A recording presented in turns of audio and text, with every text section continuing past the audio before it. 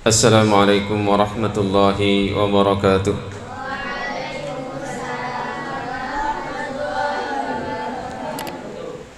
Alhamdulillahi rabbil alamin. Hamdan katsiran tayyiban mubarakan fih mubarakan alaih kama yuhibbu rabbuna wa yardah. Asyhadu an la ilaha illallah wahdahu la syarika lah wa asyhadu anna Muhammadan abduhu wa rasuluh. Allahumma salli ala nabiyyina Muhammadin wa ala alihi wa sahbihi wa man tabi'ahum bi ihsanin ila yaumiddin. Ya ayyuhalladzina amanu taqullaha haqqa tuqatih wa la tamutunna illa wa antum muslimun. Ya ayyuhan nasu taqu rabbakumul ladzi khalaqakum min nafsin wahidah wa khalaqa minha zawjaha wa bassa minhuma rijalan katsiran wa nisaa'a wattaqullaha alladzi tasaaluna bihi wal arham innallaha kana 'alaikum raqiba.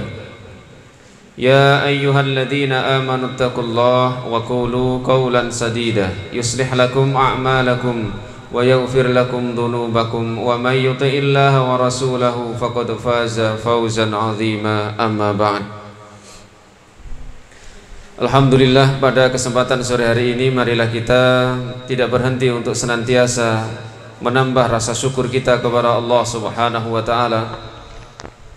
Dengan rasa syukur yang pertama adalah hati kita meyakini, mengimani bahwa seluruh kenikmatan yang Allah berikan kepada kita, seluruh kenikmatan yang kita rasakan semata-mata merupakan karunia, pemberian dari Allah Subhanahu wa taala.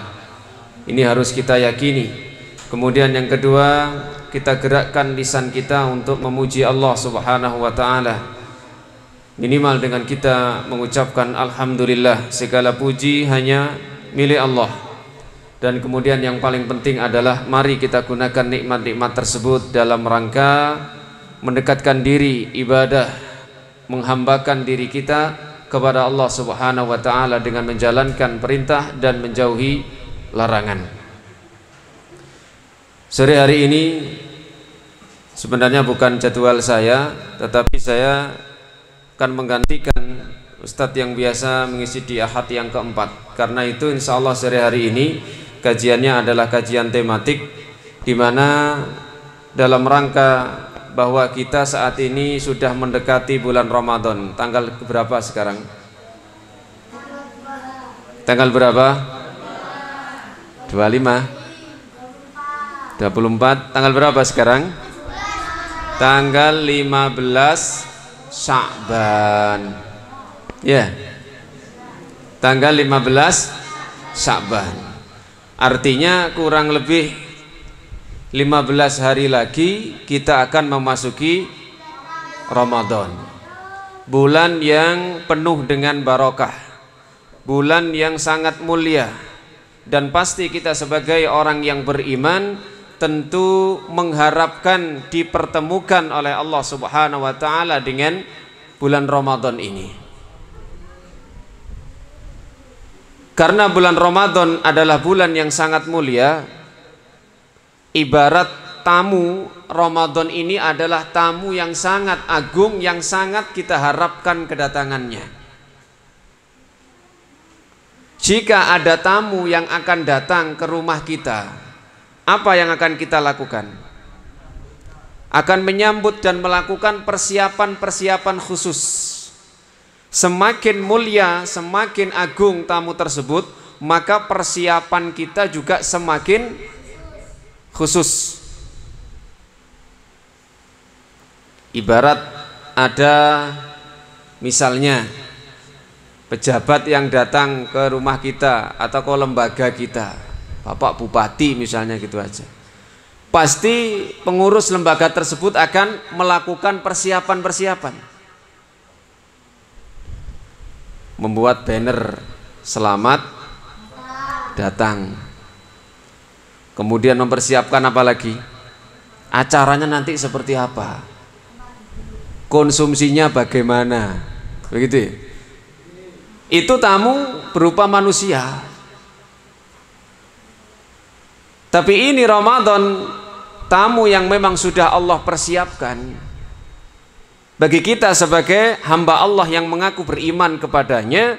Dan di situ bukan hanya membawa seperti misalnya kalau tadi ada Bapak Bupati datang, kira membawa oleh-oleh enggak? Membawa apa kira-kira? Membawa uang. Nah, Ramadan ini datang membawa banyak keberkahan dan keutamaan. Sehingga ketika Ramadan itu sudah masuk, Nabi itu selalu memberikan kalimat tarhibiyah. Kalimat tarhibiyah, kata-kata yang menunjukkan selamat datang, marhaban.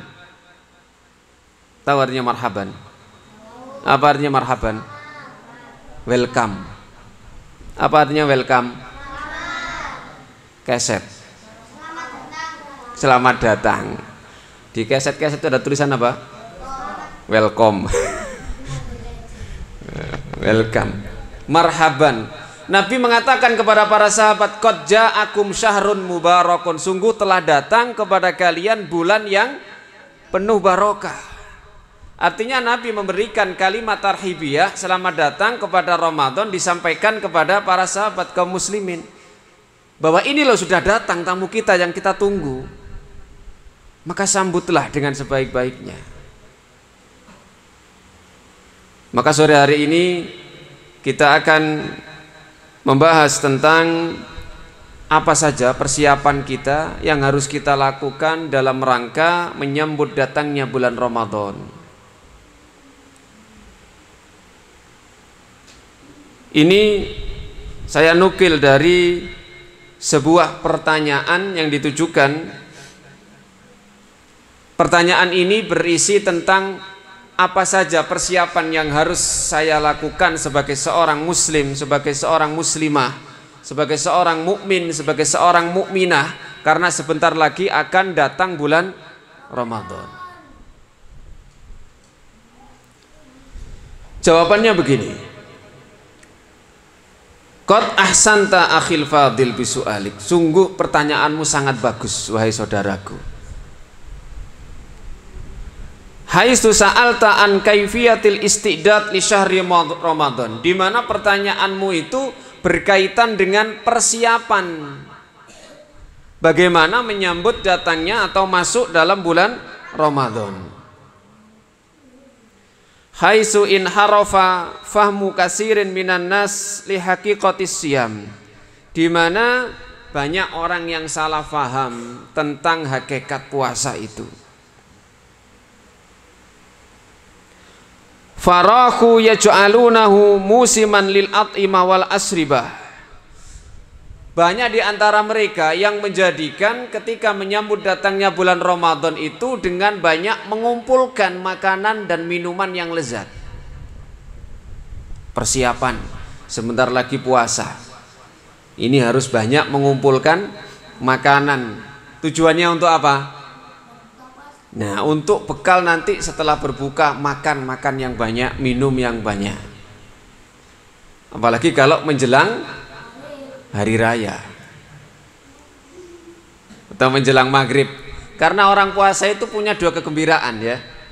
Gembira di saat berbuka dan gembira di saat di akhirat kelak, membawa pahala puasa. Ya, berbuka sama dengan hari raya. Betul. Ya. Kalau misalnya saat ini tidak puasa, ada yang puasa? Tidak ada ya. Kemudian akan datang waktu maghrib, perasaannya bagaimana? Biasa kan?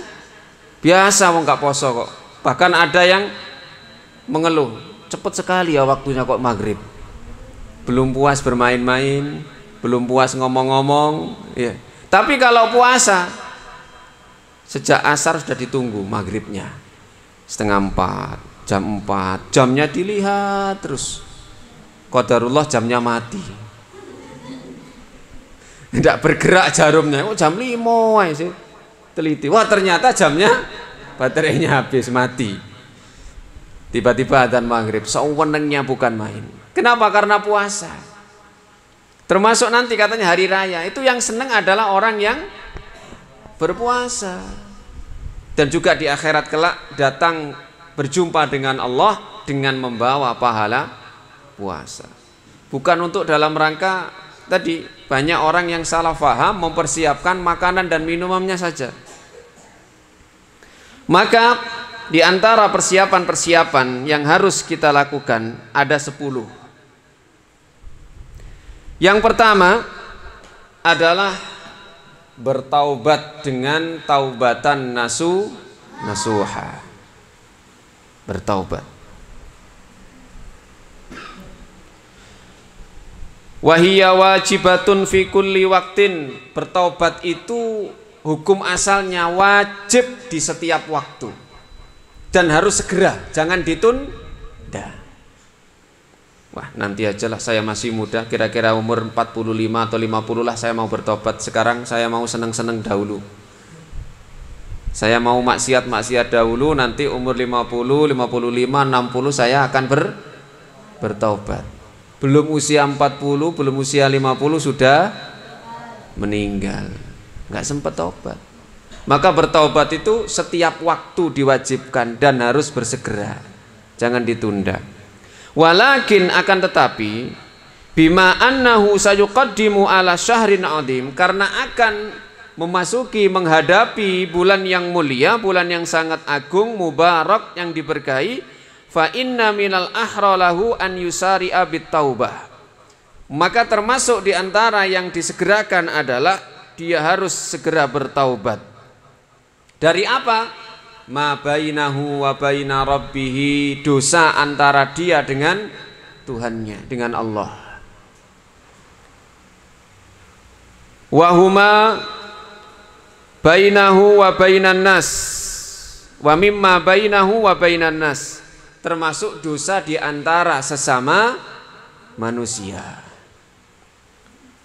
Liyadkhula alaihi syahrul mubarak, agar bulan yang penuh barokah tadi itu masuk, fayan syagilu bit ta'at wal ibadat bisalamati sodrin, dia sibuk melaksanakan ketaatan dan ibadah dengan hati yang selamat, wa tumakninah, dan hati yang tenang.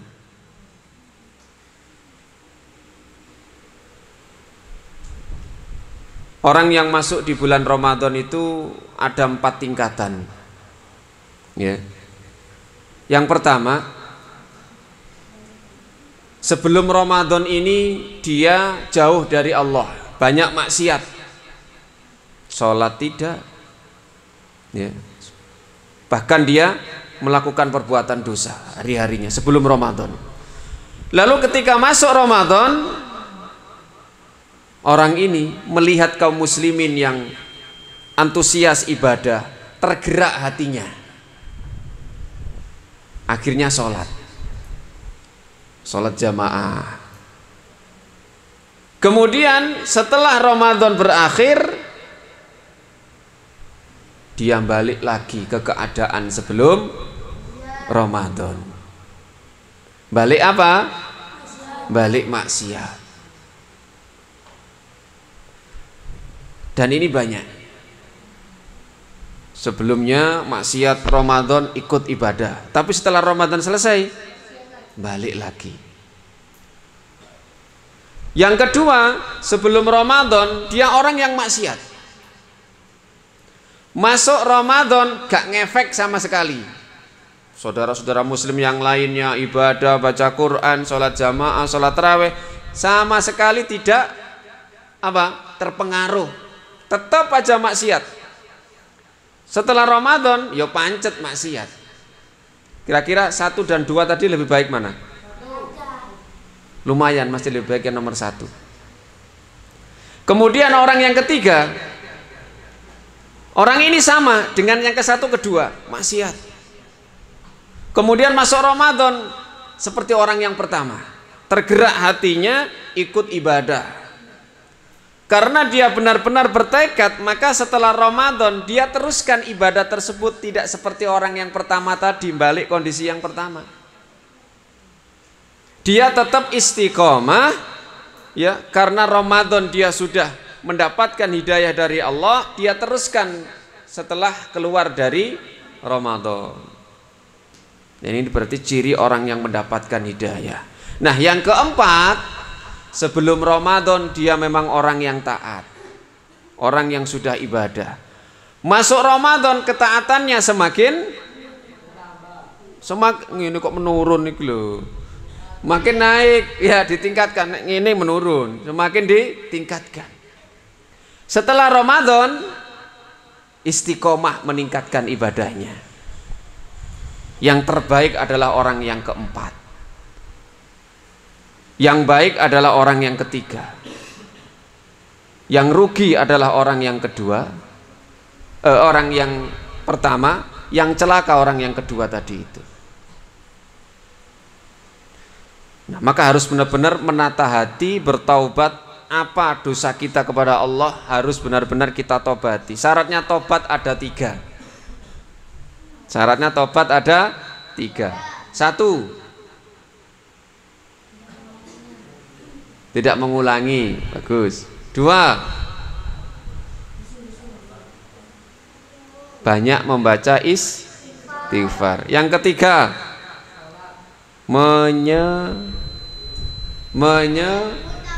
menyesal.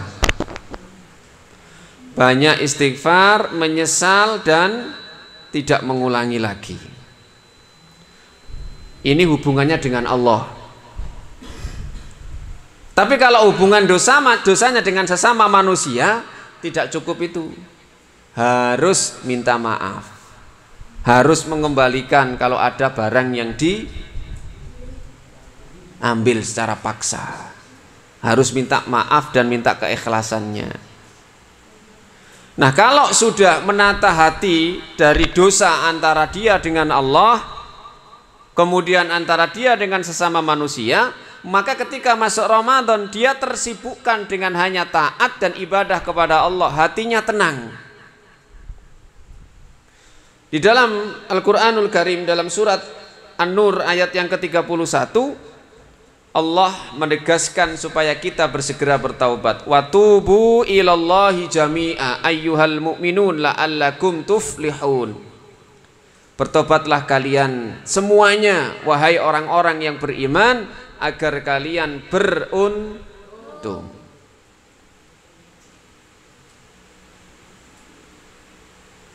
Maka barangkali sebelum masuk Ramadan ini punya kesalahan, minta maaf. Tidak harus menunggu hari raya. Wis aku nek riyo tak njaluk sepuro. Termasuk juga ya setiap saat ada kesalahan segera minta maaf. Hubungannya dosa dengan Allah harus segera tadi bertaubat. Kemudian yang kedua, banyak berdoa kepada Allah Subhanahu wa taala. Banyak berdoa. Doanya apa kira-kira? Doanya apa?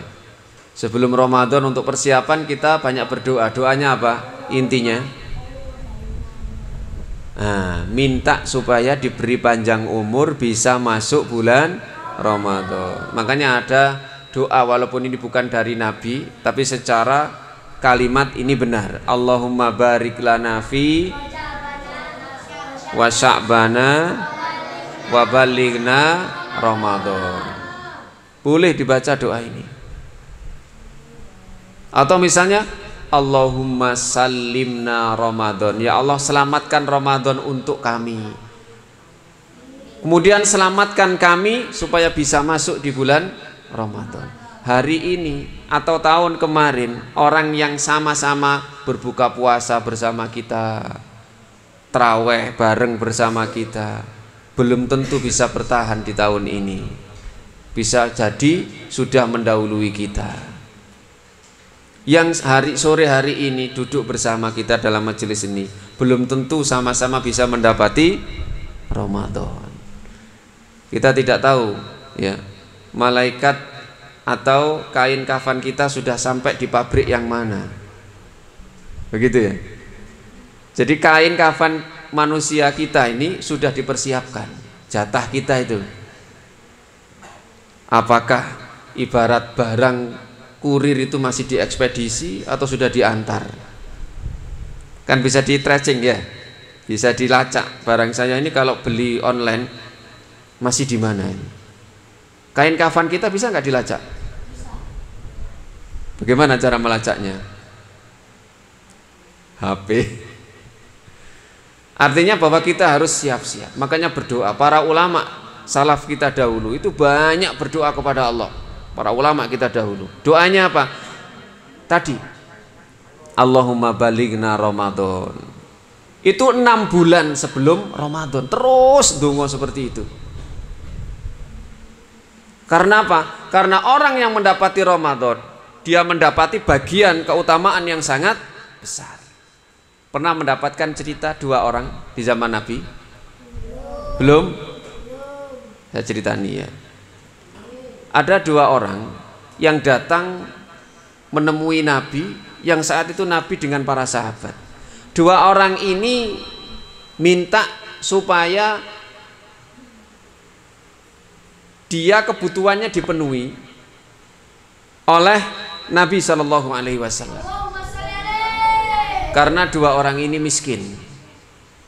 Nah, Nabi menawarkan kepada sahabat, ayo siapa yang bisa menampung 2 orang ini. Kemudian Tolhah, saya Nabi, biar ikut saya, nanti kebutuhannya saya akan nanggung. Akhirnya ikut siapa? Sahabat Tolhah. Nah, kemudian suatu hari 2 orang ini mendapatkan jadwal untuk pergi ke medan perang. Jadi di zaman Nabi itu, masyarakat kaum muslimin itu mereka mendapatkan jadwal siapa di antara mereka yang diberangkatkan oleh Nabi untuk berjuang di medan jihad. Ada jadwalnya ini, jadwalnya ini. Nah, suatu ketika 2 orang ini mendapatkan jadwal untuk berangkat perang. Qadarullah, ternyata salah satunya meninggal. Meninggal di medan perang, berarti mati apa? Mati syahid. Mati syahid itu Masya Allah, keutamaannya luar biasa. Yang satunya selamat, pulang. Kemudian tidak lama setelah itu, ada yang mengatakan 40 hari, ada yang lebih. Tapi yang jelas setelah itu masuk bulan Ramadan. Setelah masuk bulan Ramadan, keluar Ramadan, ternyata yang orang kedua itu meninggal juga. Tapi meninggalnya bukan di medan perang, tapi meninggalnya karena sakit.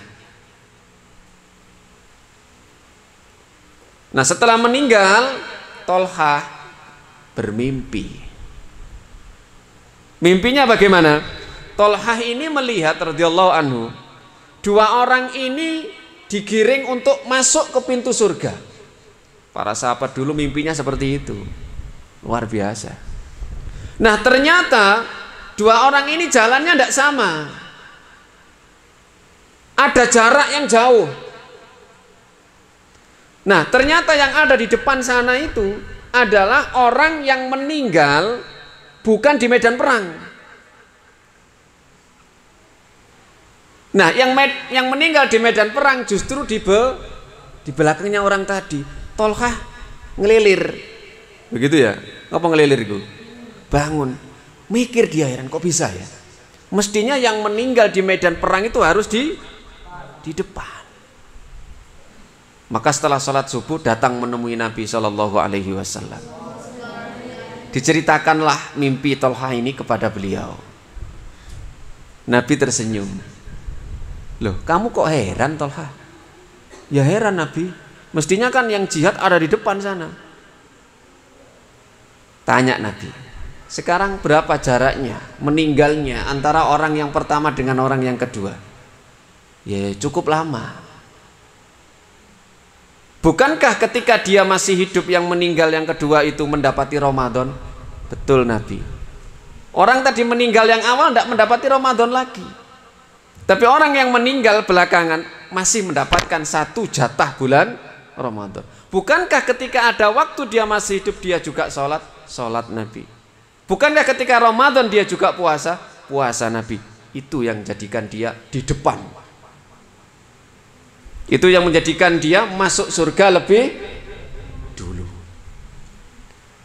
Maka selang waktu sehari 2 hari ketika yang diberi kesempatan itu mau sholat, melakukan ibadah taat kepada Allah, apalagi Ramadan, itu derajatnya bisa nyalip yang meninggal terlebih dahulu. Sudah berapa kali kita mendapati Ramadan dalam hidup kita? 100. Umurmu guru 100. Terus berapa Ramadan yang kita itu serius di situ? Ya, maka kita harus banyak berdoa kepada Allah. Kalau sudah masuk Ramadan, konsentrasi. Makanya para ulama kita dahulu itu kalau sudah Ramadan, toko-tokonya ditutup kabeh, warung-warungnya tutup, konsentrasi ibadah, baca Quran misalnya. Maka nanti ada. Makanya sampai ada yang khatam itu 60 kali dalam 1 bulan Ramadan. Sekarang antuna ini berapa kali targetnya bulan Ramadan tahun ini? Khatamnya berapa kali? Berapa kali? Wah, nggak berani target Ustaz. Soalnya kadang-kadang 1 kali aja ndak nutuk. Ya. Imam Malik itu rahimahullah, itu imamnya kota Madinah. Itu kalau sebelum Ramadan beliau ngajar di Masjid Nabawi, itu ngajar hadis terutama dan sebagainya. Kalau Ramadan libur dulu ya pengajiannya. Terus kemana Pak Imam Malik? Saya konsentrasi ibadah, mau baca Quran. Nah, kalau di sini pengajiannya libur, mau baca Quran gak bisa, tambah ruwet, ya tambah rugi. Misalnya, sudah nggak usah kajian lagi Ustadz, saya mau konsentrasi mengkhatamkan Al-Quran dalam sebulan 5 kali atau 10 kali. Punya target. Jadi yang kedua tadi, banyak berdoa. Kemudian yang ketiga, al-farhu bi qurbi bulughi hadzal syahril azim. Gembira menyambut bulan Ramadan. Gembira apa sedih? Nah, gembiranya apa? Alasannya kok gembira? Bisa pulang Pak Ustadz. Iya. Itu kegembiraan yang nomor berapa itu? Nomor 1. Jadi gembira dengan datangnya Ramadan, harus menampakkan kesenangan, kegembiraan. Ya.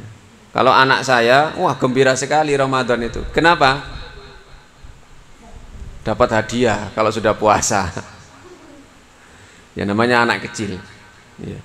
Tapi bagi yang sudah mengerti bahwa ketika datang menjelang Ramadan harus dengan hati yang bergembira. Kenapa tadi itu diberi kabar gembira oleh Allah? Tamu itu akan datang ke rumah setiap mukmin, membawa oleh-oleh yang sangat banyak,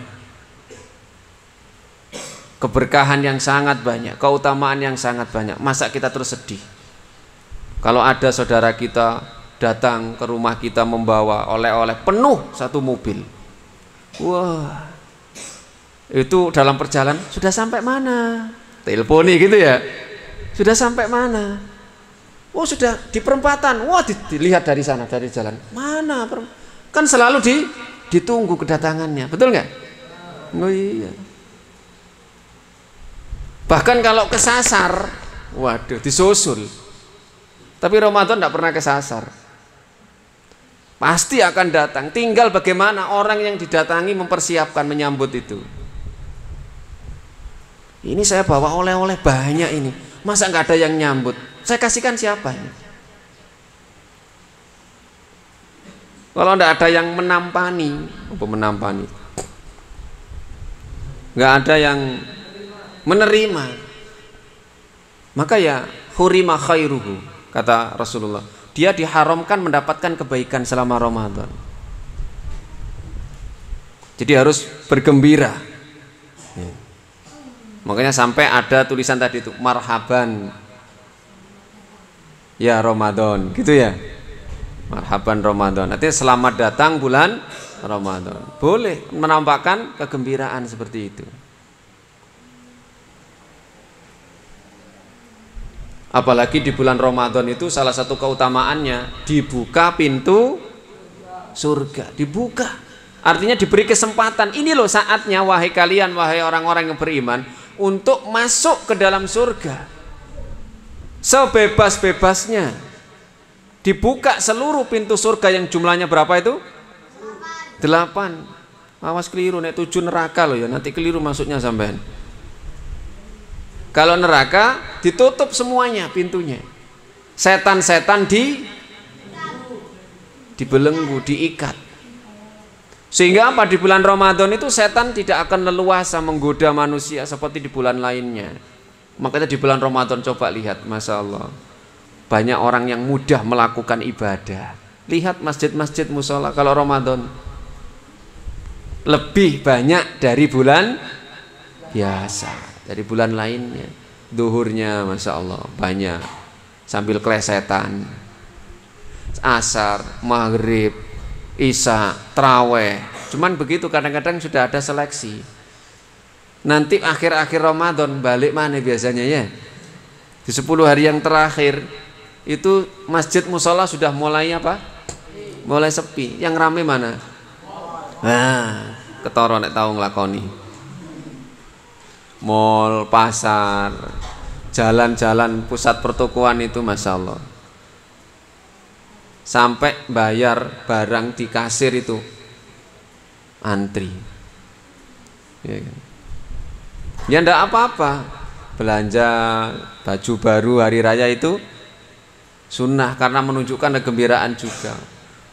Umat Islam itu punya 2 hari raya yang boleh dirayakan dengan gembira, Idul Fitri dan Idul Adha.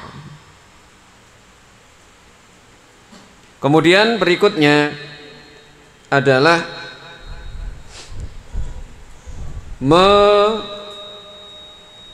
melepaskan tanggung jawab dari kewajiban puasa sebelumnya. Melepaskan tanggung jawab dari kewajiban puasa sebelumnya. Artinya sing duwe utang poso nang cepetnya nyaur. Saban ini bulan terakhir. Ada yang masih punya hutang? Nah, yang masih punya hutang segera, nggih. Segera nyaur karena itu hutang kita dengan Allah. Kalau hutang sesama manusia wajib nyaur, apalagi hutang kita dengan Allah. Kemudian yang ke berapa ini? Yang ke berapa, Mbak? 5. 5 apa keempat? Yang kelima, membekali diri dengan ilmu. Membekali diri dengan ilmu. Khususnya tentang puasa. Misal kalau ada pertanyaan, apa sih syarat sahnya puasa? Ya, syarat sah puasa suci. Suci apa? Suci dari haid dan nifas untuk perempuan. Kalau ada haid dan nifas, puasanya tidak sah. Yang kedua apa? Syarat sah puasa niat. Niat ya. Niat. Harus ada niat. Kalau niat puasa wajib, niatnya pada malam hari antara maghrib sampai subuh. Harus sudah niat. Itu syarat sah. Kemudian puasa itu diwajibkan kepada siapa saja? 1, kepada muslim. Apakah muslim tok? Tidak cukup. Yang kedua balik. Muslim belum balik, maka tidak wajib puasa, tapi latihan ya. Ini kan belum balik, puasa juga. Puasa beduk. Oh maghrib. Oh sudah balik.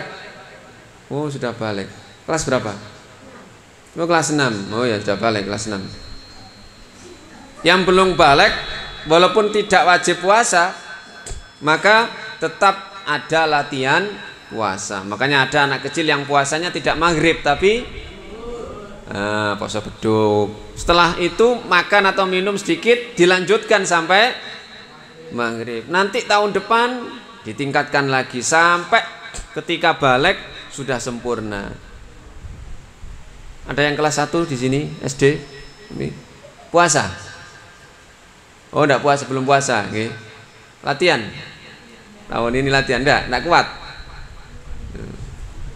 Kalau anak saya kelas 1 sudah puasa, TK kemarin sudah puasa. Puasa beduk ya. Setelah itu lanjutkan puasa lagi. Tahun ini insya Allah kuat puasa maghrib ya. Muslim balik. Ada yang ketiga, berakal. Ada muslim sudah balik tapi majnun. Apa majnun itu? Crazy. Crazy itu artinya apa? Gila. Muslim gede tapi gila. Ya enggak wajib puasa. Makanya kalau pingin enggak wajib puasa, jadilah orang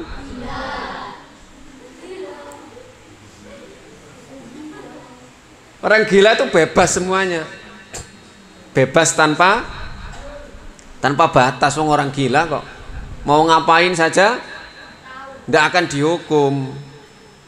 Wong namanya orang gila. Membunuh orang pun tidak akan dihukum orang gila itu. Muslim balik berakal.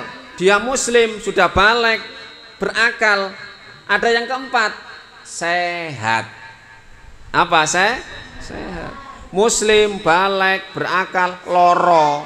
Misalnya sakit, maka tidak wajib puasa. Cuman sakitnya bukan sakit hati. Saya tidak puasa Pak Ustadz. Kenapa? Sakit. Sakit apa sehat? Sakit hati. Atau sakit apa? Sakit panu.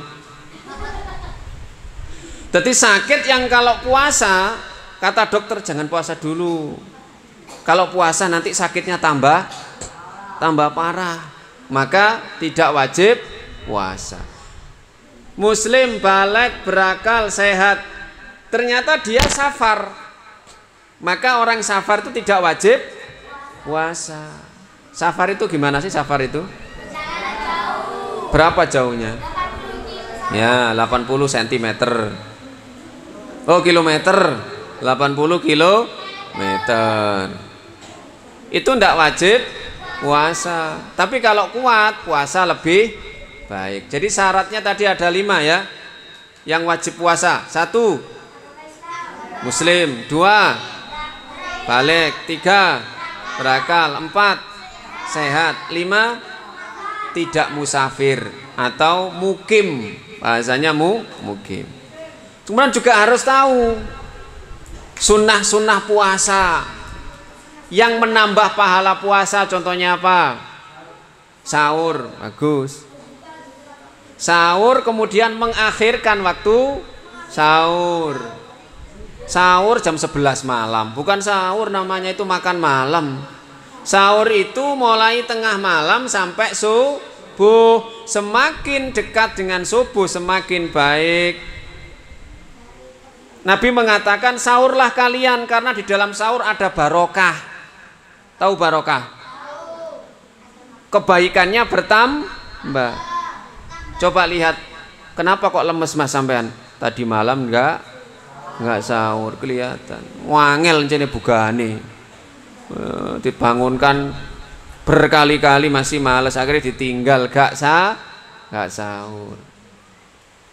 Sahur yang terbaik adalah mengakhirkan waktu sahur. Kenapa kok diperintahkan, dianjurkan mengakhirkan waktu sahur menjelang subuh? Apa alasannya? Supaya bisa mendapatkan sholat subuh berjamaah. Sahur jam 1. Mari sahur lah apa? Turu subuh waktu nih. Akhirnya kebablasan. Tapi kalau sahurnya itu subuhnya jam 4.15 misalnya, sahur jam 4 kurang 1/4 mulai makannya. Nanti sebentar lagi sudah subuh, masuk turu mari sahur jam samono. Ya. Kemudian sunnah yang lain apa contohnya? Menyegerakan berbuka, takjil. Apa artinya takjil itu? Takjil itu artinya bahasa Arab takjilul fitri, menyegerakan. Begitu masuk waktu maghrib Apa? Kemudian minum. Bentar ya, saya minum. Bismillah. Ini namanya takjil. Begitu masuk maghrib segera. Nabi itu takjilnya menyegerakannya pakai apa yang pertama? Pakai rutop kurma basah. Kalau ndak ada kurma tamer kering yang biasa dibagi itu kalian itu ya, kurma kering. Kalau ndak ada pakai air putih. Sudah cukup takjilnya Nabi, cuman gitu. Kalau kita gimana? Wah, es campur, kolak, gorengan, cipluan, pemane? Es degan, duren, masya Allah. Dimakan semua, kewareken akhirnya. Wah, sholat maghribe glegeen terus.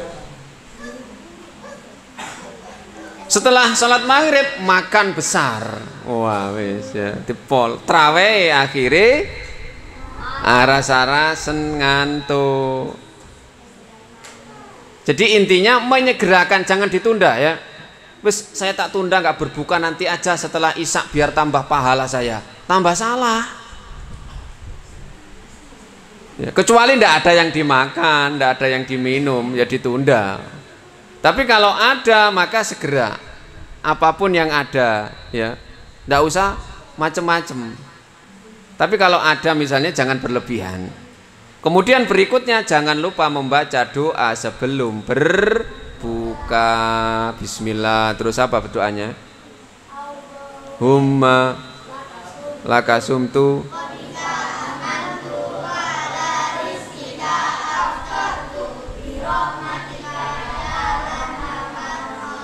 kayak Upin Ipin sih itu.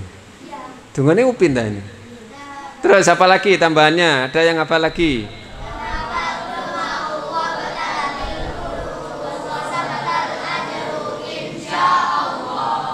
Tahu artinya? Apa? Ya Allah. Jangan batalkan. Zahabadz dhama'u, rasa haus sudah hilang. Wabtallatil uruku, lamnya ditasdid, wabtallatil uruku, tenggorokan sudah basah karena kan minum. Wasabatal ajru insya Allah, pahala didapat insya Allah. Begitu. Saking lesune, saking konsentrasi ini wis gak maca donga, gak maca bismillah, langsung gorengan telu dilebokno beleng. Bahkan maghrib detik-detik sudah siap-siap ini. Allahu Akbar, langsung ngombe. Tiba ya ono sing latihan adzan, keliru.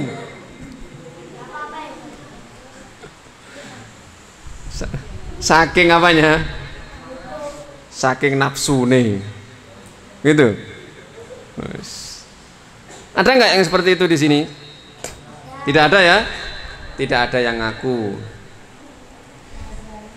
Membekali dengan ilmu, termasuk tadi membaca Al-Quran. Isilah hari-hari Ramadan dengan banyak membaca Al-Quran. Makanya targetnya tadi tahun ini saya harus khatam minimal 2 sekali. Wes gitu aja, minimal sekali.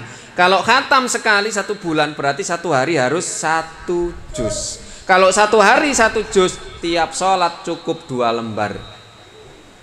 Setelah duhur 2 lembar, asar 2 lembar, maghrib 2 lembar, isya 2 lembar, subuh 2 lembar. 1 hari 1 juz. 30 hari 30 juz khatam. Wah, terlalu sedikit bagi saya. 1 kali, 2 kali lah.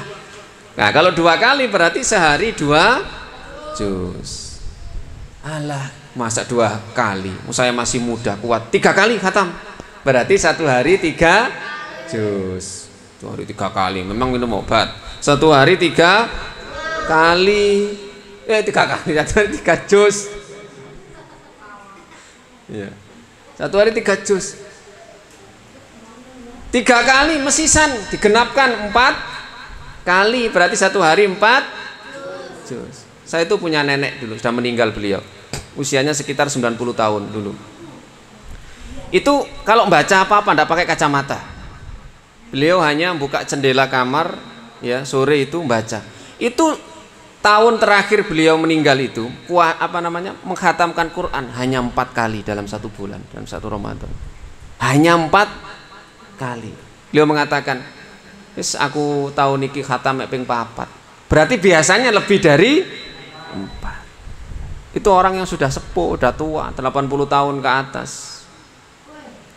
Nah, kita yang masih muda, masa kalah. Makanya dulu ada yang sampai khatam setiap hari, ada yang 3 hari sekali khatam. Imam Syafi'i diceritakan beliau khatam 60 kali. Berarti kalau 60 kali 1 hari khatam 2 kali. Loh kok bisa? Ya bisa, mereka memang hari-harinya konsentrasi ibadah. Nah, kita niru sulit. Paling tidak punya tekad komitmen, gitu ya. Harus khatam minimal satu kali, minimal 1 kali. Kalau bisa ditingkatkan 2 kali, 3 kali, 4 kali. Makanya tadi orang yang mendapati Ramadan itu, masya Allah, mendapati keutamaan yang sangat banyak. Kemudian yang keenam,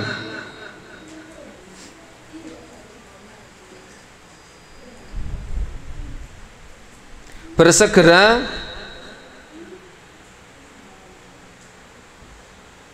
menyelesaikan amalan-amalan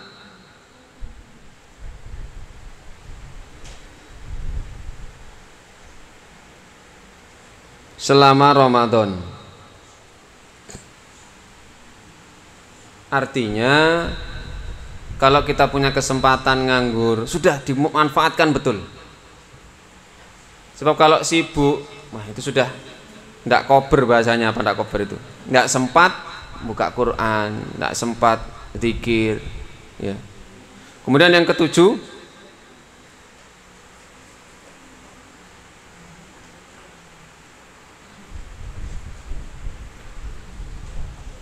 bersama keluarga. Ini kalau sudah berkeluarga ya, bersama keluarga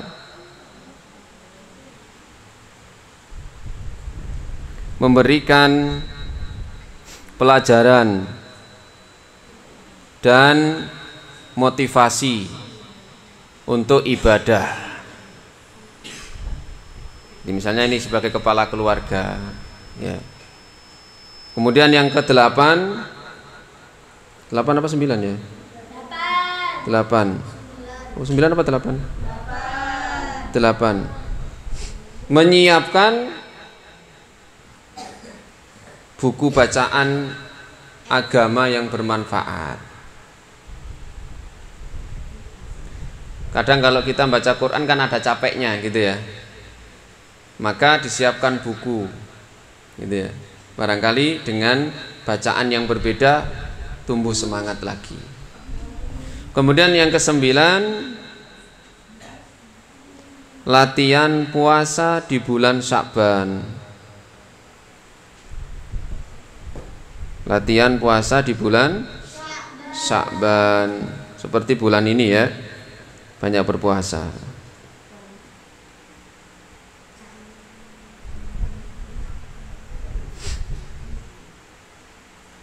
Kemudian yang ke-10, ini menyusun jadwal kegiatan untuk diri sendiri. Jadwal kegiatan selama Ramadan. Setelah sholat baca Quran, setelah itu apa? Libur nggak kalau puasa sekolahnya? Libur 3 hari pertama ya biasanya ya. Nah 3 hari pertama. Tapi kan pulangnya lebih cepat ya. Nah, kalau di sini misalnya ada tadarus ya, baca Quran, kemudian baca Quran sendiri juga ada. Jadi di samping bersama-sama saling menyimak, kemudian membaca Al-Quran sendiri.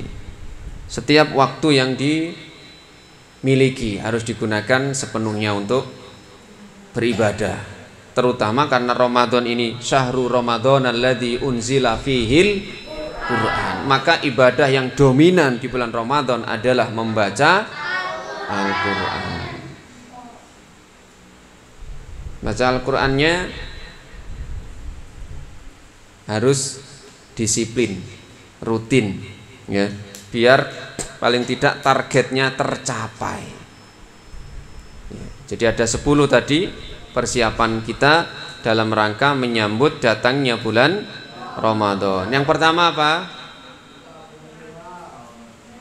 Yang pertama bertaubat, ya. Yang kedua berdoa. Yang ketiga bergembira. Yang keempat melepaskan tanggung jawab, masih punya hutang-hutang puasa. Yang kelima membekali diri dengan ilmu tentang puasa. Yang keenam bersegera menyelesaikan amalan. Yang ketujuh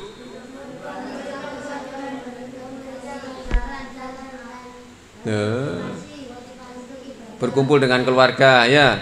Yang kedelapan menyiapkan buku bacaan. Yang kesembilan apa? Yang kesembilan apa? Membiasakan puasa bulan Syaban. Yang ke-10